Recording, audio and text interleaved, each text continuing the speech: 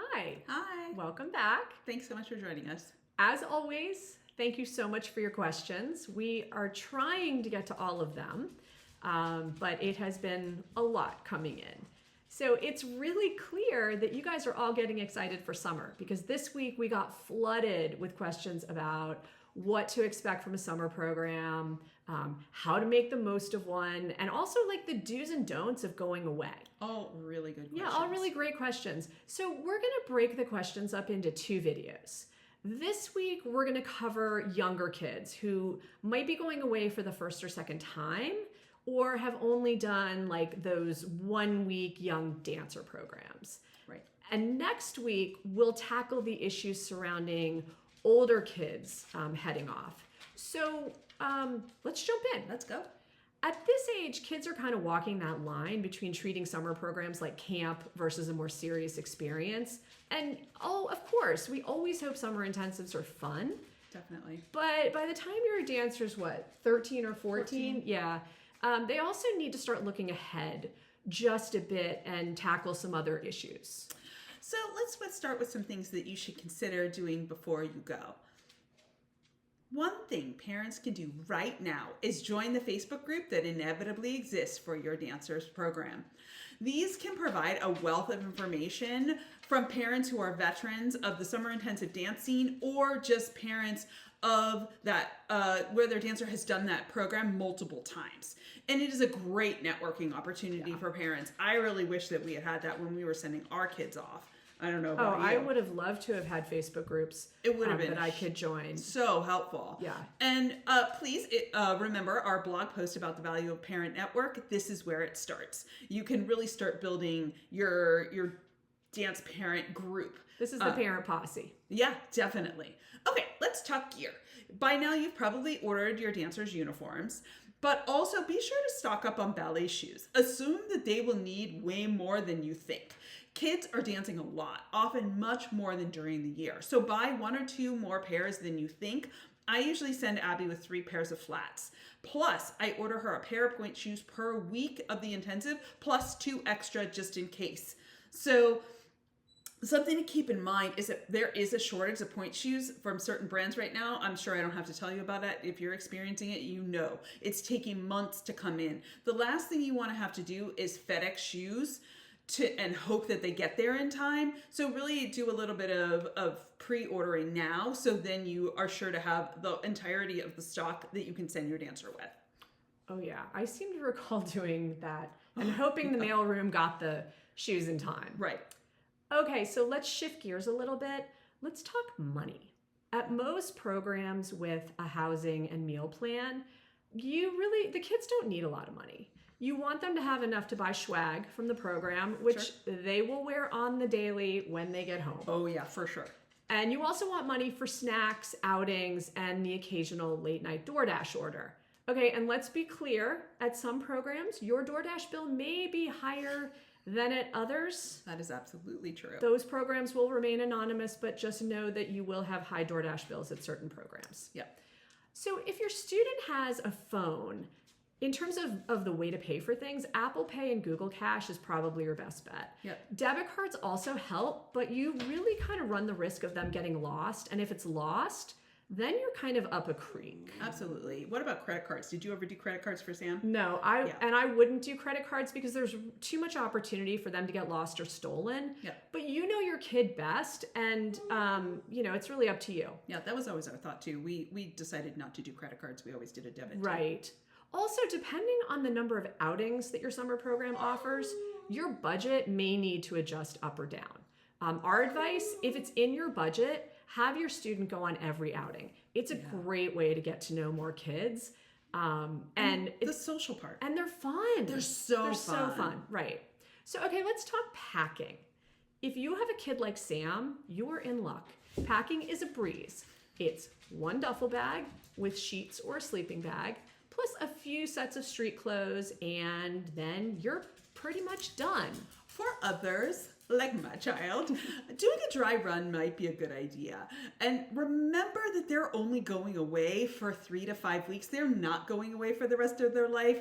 They don't need to bring a bulletin board full of photos, even though Abby tried to do that one year. They don't need a desk lamp. They don't need their entire stuffed animal collection, maybe a few animals, but really try to pack smart because baggage fees are no joke and those weight limits come up really, really fast just with the general necessities.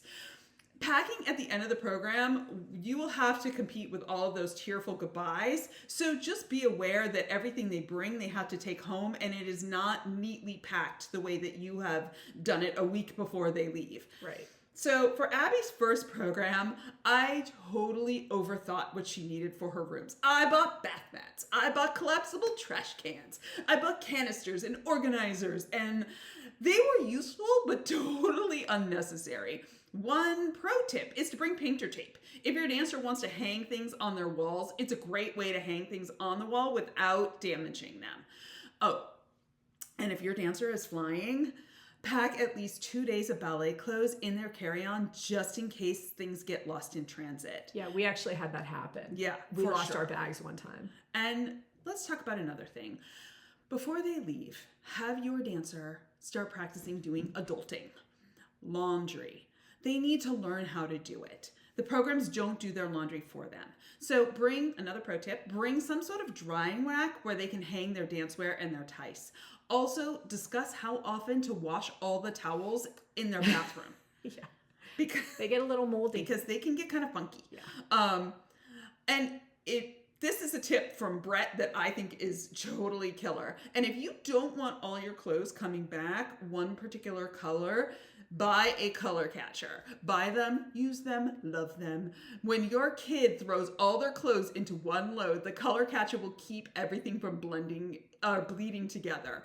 And I think you can get them online. You can get them at grocery stores or drugstores, but they are a lifesaver if you want to save the entirety of their wardrobe so they're not all that lovely shade of pink. Yeah, or gray. Yeah. Everything comes back gray. Ugh. Yeah, it's color catchers were our friend. Yeah.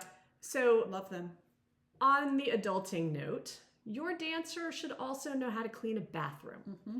At most of these programs, kids are living in the dorms for 4 or 5 weeks, and there's no cleaning service. No.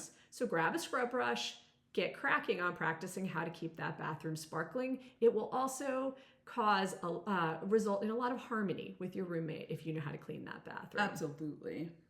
And if they're going to a summer program in a city, this is something else to consider. Teach them to be street smart. Yep. I know a lot of people who are coming to summer programs don't necessarily live in New York or in Boston. Urban areas. Right. And so a couple tips. Don't wear open-toed shoes. Don't wear headphones with loud music when they're walking through the city, and no open pockets in their backpacks. And if they're going to be on public transportation, review the subway maps and teach them how to buy passes. And most important, dispel the myth that cities are big, bad, scary places. Yeah. Our kids have gone to both summer programs and year-round programs in cities, and your kids are way more capable than you think. They really are. And finally, establish how often you're going to talk on the phone. And don't be surprised if it changes. I think we've talked about this in some other videos and blog posts that we've done, but you may not hear from them as much, and that's a good sign. It means they're having fun. It's really a very good sign. Yeah. Don't be worried if you don't hear from them. Right. I mean, the best thing that can happen is that they don't call that often. That means they're busy and they're having a great time. Yeah. And honestly, despite neither of us ever hearing from our kids, rumor has it that Sunday nights were the go-to time for calling home. So as you're getting ready to send your kids off, discuss when you guys are going to try to talk. Right. And then also something else to keep in mind, don't be surprised if you get some teary phone calls over the course of the intensive. I have this saying, Abby and I kind of live by it now, and we say Thursday tears are real.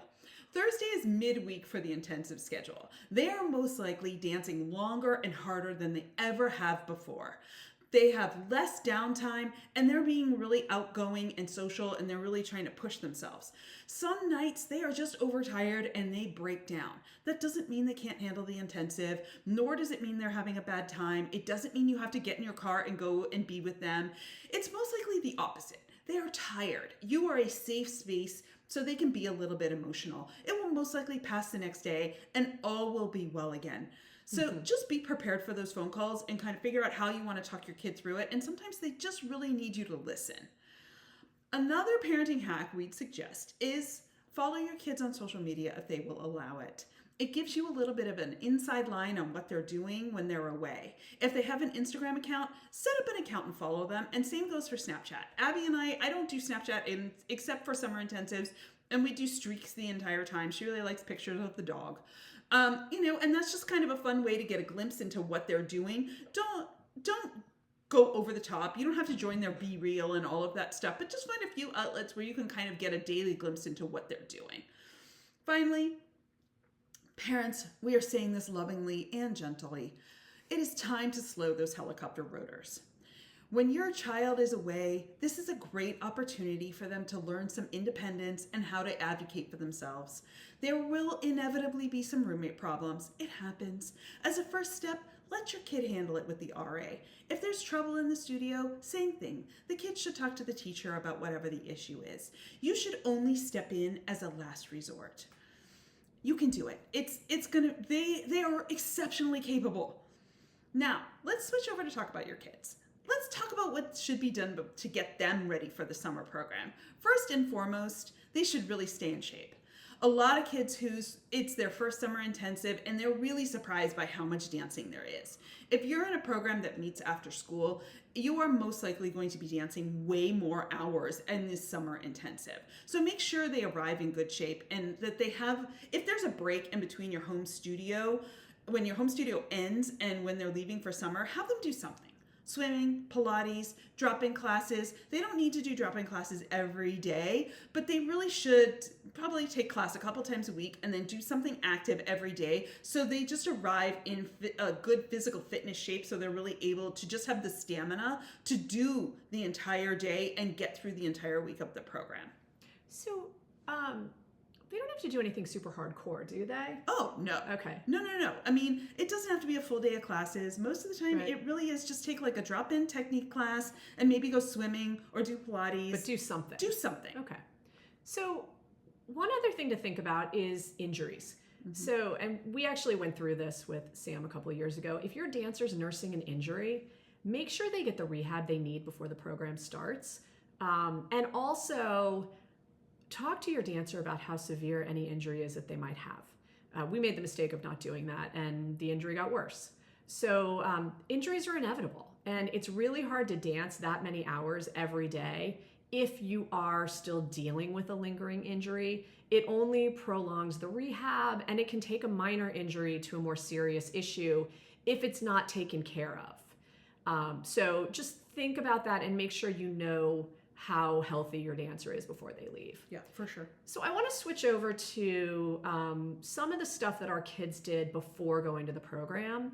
So we took the liberty of asking them a few of these things. So one thing they always did before they got to their summer intensive was they would go onto Instagram and look to see who else had posted that they were going to whatever summer program our kids were going to. Right. Sam would actually reach out to those kids before he arrived anywhere. Now, your kids might be kind of introverted, but it's really a good idea to do this because by the time they arrive at their program, there might actually be some familiar faces, and that just makes the entry that much easier. Absolutely. And it's pretty easy. You just search a hashtag. Because a lot of kids kind of post where they're going for summer and then they hashtag whatever that program is. And all is. the kids know how to find it. So they're probably way ahead of you at this point. Oh, definitely miles ahead of you. Right. So parents, once you arrive at the program, you need to get out of there. Yeah. Don't take them out for dinner. Do not. The first night is when a lot gets set and you want your kid there for all of that. Yeah. So cut and run. Leave the target runs to when the RAs take them later in the week. And they always do. So don't worry. If your dancer feels like they're missing their Clorox cleanups or their laundry soap, they're going to go to Target that first week. They'll be fine. And I guarantee you there's nothing that they need from Target that can't wait a few days. And if it's really critical that they need some, go get it. But leave your kid at the dorms because this is really important time for the kids that first night. And kids, once you're there, grab your roommate and either start knocking on doors or go hang out in the commons area. This is a great way to meet other kids, and just be willing to put yourself out there. Just remember, you're not the only one who is a little nervous. That's right. When they get there. Everybody's nervous. Everybody Yeah. wants to make friends. There are Right. very few kids coming in with like a big cohort. Right. I totally agree. Yeah. Right. And it happens sometimes, but usually it's easily worked around. Oh, absolutely. So we also took the liberty of asking our kids specifically for a few tips in terms of once you're there, what should kids do? And we thought these were pretty interesting. So the first one is, if there are kids at your summer program who are there from year round, watch them and follow their lead. They will help you with everything from where the bathroom is in the studios to what the protocol is when, in terms of when to take your sweats off in class. Right. There are some teachers who are like, no sweats. You come into class, you take everything off. That's right. And some teachers are like, who cares? who cares? Right, exactly. The year-round kids are going to be the ones that you can take the lead from. Yep, absolutely. And it can really help you avoid doing something that a teacher might not like. And also, if your student thinks they might want to attend this program either later that year, like in the fall, or in a few years to become a year-round student, it's really good to get to know the year-round kids, mostly to understand what the vibe is like during the year. They're going to be kind of your inside line on how the program works and kind of what to expect if you go. Yeah, and something to keep in mind about the year-round kids, if they're there, they might come across as cliquey, but it may really be that they're just really comfortable with each other and they don't know what to think about the new kids yet, so they're just kind of hanging out with the kids that they already know. Really encourage your dancer to try to jump into new groups. Just join a circle of kids stretching and, join in on the conversation. Sit at a new table at lunch. Everyone is nervous. Everyone is there trying to make friends. So really encourage your kid to push themselves outside their comfort zone a little bit, and surprisingly great things will happen. Also, try to establish a good relationship with the teachers. We're not saying to brown nose. That comes across as obnoxious. Nobody really likes that. But when you see them in the hallway, teachers really like it when you look them in the eye and smile and say hello. And always after class, say thank you. And let's talk about class. Our kids suggest that you always take a bar spot with the other students. It's a way to get to know them. So if you don't know someone, go stand by them at the bar and or someone that you're like, oh, they seemed kind of cool. Like they were like the king of ping pong, and, just go get to know them. And just because, that kid seems a little standoffish, give it a minute, and eventually a new friendship really can build from that. Also protocols, kind of what's going on. Give it a few days, and then who goes to the front, where people stand at the bar, all of that tends to kind of sort itself out in those first few days. Every program really does have a natural flow. Just give it a few days to figure out. Now, this is the best time for kids also to start sizing up the other students. Remember our blog post about how to tell if your dancer is good enough? Well, this is where it starts. Your kids should really be taking a good, hard look at how they stack up against the other students in the class. Yeah, that's true. And you'll hear parents say, oh, don't worry about it. Just focus on yourself. And that's all true. Yeah, that's true. But if your dancer wants to dance professionally, they need to get used to figuring out how they stack up. And this is a great opportunity to do that. Now, of course, you want them to focus on their work, but they need to always be aware of where they fit. And if your dancer finds that the talent level is higher than they're used to, this is also a great opportunity to figure out how to ratchet it up and figure out what they need to do to get to that next level. Right. And there's always someone better in class. And you can use those people as carrots to chase after what you're trying to get to. Yep. And finally, this is where your reputation starts to get built. And I hadn't really thought about this until we talked to our kids about it. Mm-hmm. But these kids remember you. They do. They will, and you will see these kids over and over and over again. And this is where the networking starts, and it's also where your reputation really kind of gets solidified. And it's going to follow them beyond this one summer. So kids are going to remember, were they super friendly? Or did they only talk to a select group of kids? they'll remember if you only hung out with like the cool kids, or if you worked under the mantra of the more the merrier. Kids also remember how your dancer behaves in class. Yep. Do they work hard? Are they helpful to the other kids who might be struggling? Yep. Or are they a diva? All of those things are going to follow your dancer from program to program. So this is a really great time to talk to your dancer about how they treat other dancers, how they behave in class, how they conduct themselves. Yeah. One thing that one piece of advice Sam got when he was really young, and I thought it was really interesting to carry through, is you're always auditioning. Whether you are walking through the halls or whether you're in the dorm or whether you're in the class, you are always auditioning. Yep. And you should conduct yourself accordingly. Because you never know who's watching. Right. And you make that first impression and they tend to stick. So you really want to try to put your best foot forward, have a great time, Right. but just be aware how your behavior not only affects others, but what that says about you. Absolutely. So one other pro tip I think Yeah. that we should pass on, and you should pass along to your kids, is the notion of the old-fashioned thank you note. Yep. While it's not expected, these teachers work really hard, and a little acknowledgement of that is always nice. Yep. When Sam would go to summer intensives, we always sent him with a box of thank you notes, and he gave one to each teacher he had when he was there. He also wrote one to the main summer coordinator. There's always one person that's like the person that has to take all the phone calls from the parents and all of that.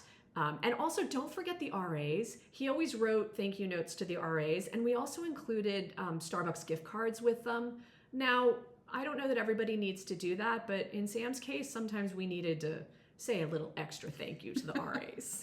So we didn't do the gift cards, but Abby always wrote thank you notes. Yeah. And it was really well received, and it was just a way for her to say thank you for taking such good care of her. Right. And again, it's not expected, but as all, with everything, a little kindness is always appreciated. Yeah, absolutely.